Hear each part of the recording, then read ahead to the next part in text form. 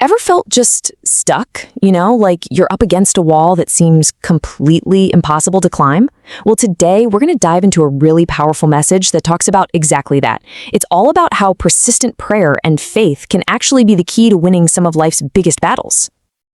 Okay, so the whole idea we're exploring today, it's all built on this one single verse from the book of Luke. It really sets the tone for everything else. And the message is super simple, but also really profound. Men ought to always pray and not faint. Basically, don't give up. Keep going, especially when you feel like you're about to. Right, so why is this idea of persistent prayer so important? Well, it's because it's framed as the answer to a really big problem that a lot of people face, this experience of being under oppression. So what are we even talking about when we say oppression? It's not just, feeling a little down. The way the source material describes it, it's more like those really stubborn, recurring situations, or even internal struggles that feel like actual chains holding you back. It's a real, tangible thing, and because of that, it needs a seriously powerful solution. Okay, so if oppression is the problem, what's the fix? Well, that brings us right back to where we started. The first step, according to this message, is all about persistent prayer. And this is a really important point. Prayer here isn't talked about like it's some passive, hopeful wish. No, it's described as a vital weapon. It's something active, something powerful that you can actually use to shatter those chains we were just talking about.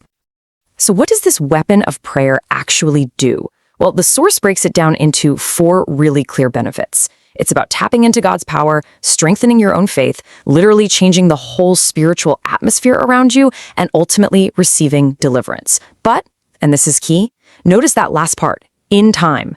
That just hammers home that idea of persistence again, right? Okay, so persistent prayer is for those ongoing battles. But the source also talks about a single, one-time prayer for anyone looking for a total, fresh start. And that's what's called the prayer of salvation. So how does this prayer start? It's really simple. It begins with just an honest acknowledgement, based on this idea from the book of Romans that, everyone's kind of missed the mark. And here's the actual first line. It's a simple but incredibly powerful admission. It's like the starting line for this whole new journey of personal change. All right, so after that first step of acknowledgement, the prayer shifts. It moves into a declaration of what you believe, and it gets right to the heart of the Christian faith, who Jesus is and what he did. And here you can see the specific words. This part of the prayer lays out the absolute core beliefs that, according to this message, are what make this whole thing work. But it doesn't just stop with believing something in your head. The final piece of the puzzle is all about action. It's about taking that internal belief and making it external, through confession, commitment, and then receiving a new identity. This right here, this is the turning point. This is where you actually say it out loud, and that belief becomes a real, solid decision to follow a new path, starting right now. So, you say the prayer. Then what? Is that it? Game over? Nope. According to the source, that's actually just the beginning, the start of a whole new life. And this verse from 2 Corinthians really drives home just how big of a change we're talking about. It's not just like, I'll try to be a better person. It's about becoming a new creation. The old stuff is gone, everything is new. That's a huge deal. Of course, starting a journey like that can be a little overwhelming, right? So the source offers a practical tool to help. There's this free ebook that's basically a guide to help you figure out what this new path is all about. And here's another key part. This personal journey isn't something you're supposed to do all by yourself.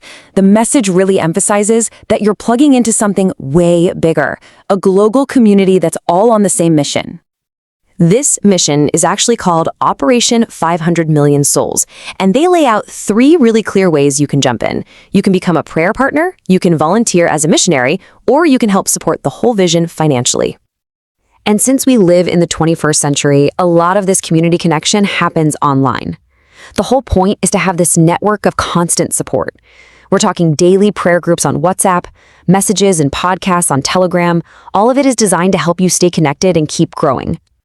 And this slide, wow, this really gives you a sense of just how global this community is. They've literally coordinated a midnight prayer that follows the clock around the world, from Nigeria to the US to the Philippines. It creates this unbroken 24-hour chain of prayer. It's a really powerful picture of a united worldwide movement.